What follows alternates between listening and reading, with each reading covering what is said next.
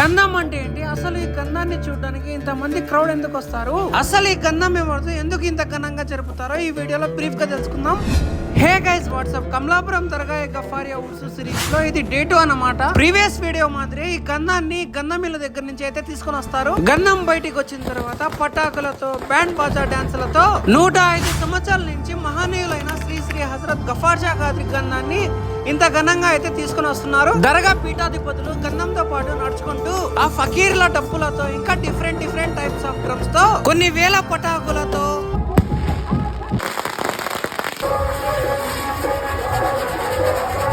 కొన్ని వేల మందితో గఫార్ షా బాబా వారి 105వ గంధం చాలా ఘనంగా, చాలా సంతోషంతో అయితే కమలాపురం మొత్తం ఊరేగింపు చేసుకుంటా ఈ బాబా యొక్క గంధాన్ని తీసుకుని వస్తారు.